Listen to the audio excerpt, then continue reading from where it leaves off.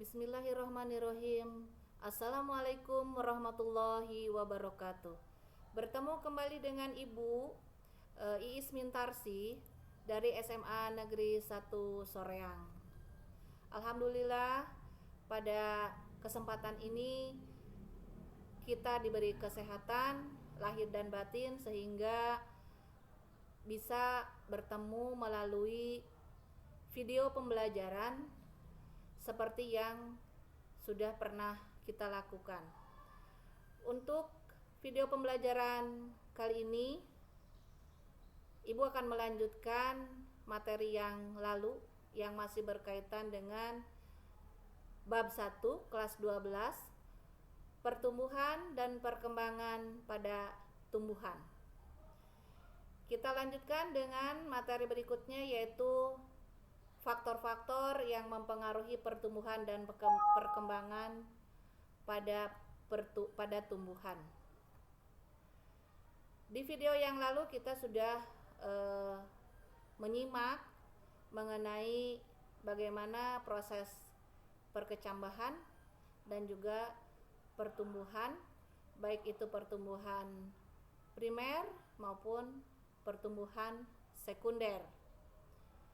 Nah, kali ini Ibu akan menyampaikan kepada kalian semua bagaimana pertumbuhan sekunder itu akan berlanjut, ya, yang mana akan dipengaruhi oleh faktor-faktor yang mempengaruhi pertumbuhan dan perkembangan pada tumbuhan, baik itu faktor luar, eksternal maupun faktor dalam, internal.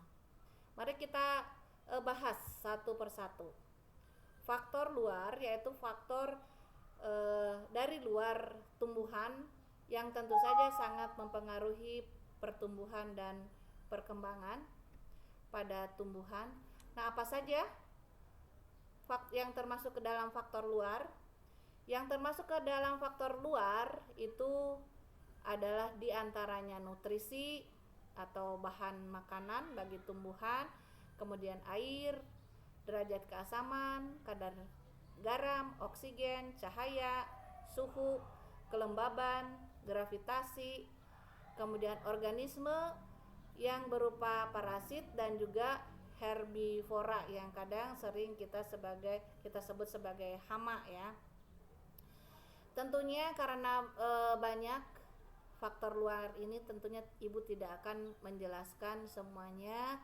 Ibu paling hanya akan menjelaskan mengenai tentang bagaimana nutrisi, ya, itu bisa mempengaruhi pertumbuhan dan perkembangan pada tumbuhan, juga bagaimana cahaya, ya, bisa mempengaruhi pertumbuhan dan perkembangan pada tumbuhan. Baik anak-anakku sekalian, ya, dikatakan di sini bahwa nutrisi mempengaruhi pertumbuhan dan perkembangan pada tumbuhan dikarenakan nutrisi ini merupakan bahan makanan, ya, bagi tumbuhan. Sama halnya seperti kita juga butuh makanan untuk tumbuh dan berkembang. Nutrisi yang dimaksud bagi tumbuhan ini dikelompokkan menjadi dua kelompok besar, yaitu makronutrien dan mikronutrien, atau makroelemen dan mikroelemen. Apa saja yang termasuk ke dalam makronutrien? Yang termasuk ke dalam makronutrien itu adalah unsur yang diperlukan dalam jumlah banyak. Contohnya karbon, unsur hidrogen, oksigen, nitrogen, sulfur, fosfor, kalium, kalsium, dan magnesium. Yang mana mungkin dalam keseharian unsur makro ini kita dalam keseharian atau kehidupan sehari-hari kita mengenalnya sebagai pupuk, ya. Sebagai contoh, misalnya kita mengenal pupuk NPK. Berarti di situ terkandung unsur makro nitrogen, fosfor, dan kalium. Yang berikutnya adalah unsur mikro. Unsur yang diperlukan dalam jumlah sedikit seperti ferum, boron, kemudian mangan, zinc, kuprum, kobal, nikel, dan klor. Ini juga sama, tentunya tidak akan kita temukan dalam keseharian itu unsur-unsur yang murni. pasti mereka dalam keadaan bersenyawa ya dengan unsur-unsur yang lainnya. Yang selanjutnya faktor yang mempengaruhi pertumbuhan dan perkembangan itu adalah cahaya ya, cahaya matahari. Ini tentunya akan sangat terlihat pengaruhnya kalau kita melakukan percobaan ya, pengaruh cahaya terhadap pertumbuhan dan perkembangan pada tumbuhan, misalnya pada kacang hijau di tempat gelap dan di tempat yang terang. Kita akan sangat mengetahui bagaimana sinar matahari itu akan mempengaruhi hormon tertentu, misalnya auksin ya, sehingga pertumbuhan dan perkembangan tumbuhan di tempat yang terang dan di tempat yang gelap itu berbeda. Kemudian yang berikutnya yang berkaitan dengan pengaruh cahaya ini, kita lihat juga dalam keseharian ada peristiwa fotoperiodisme. Jadi respon tumbuhan atau tumbuh-tumbuhan terhadap penyinaran. Ini ada dikenal sebagai tumbuhan berhari pendek ya, kemudian tumbuhan berhari panjang dan tumbuhan berhari netral. Yang selanjutnya yang berkaitan dengan faktor yang mempengaruhi pertumbuhan dan perkembangan itu adalah faktor eksternal, itu adalah air ya.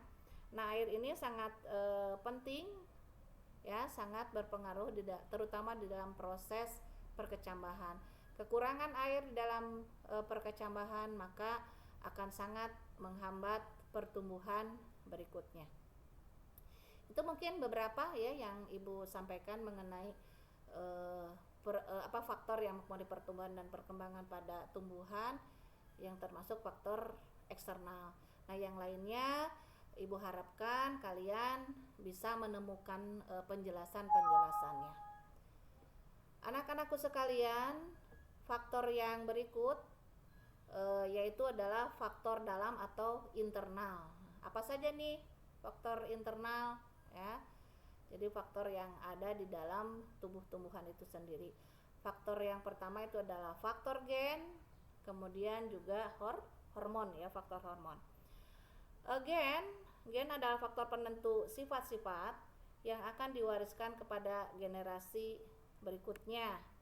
Gen juga sangat berperan di dalam proses metabolisme, sehingga gen ini juga ya menjadi patokan bagi para petani atau kita yang ingin menanam ya, yang ingin menanam tumbuhan dalam kondisi ataupun kualitas yang baik. Tentunya harus diawali dengan benih atau bibit yang baik.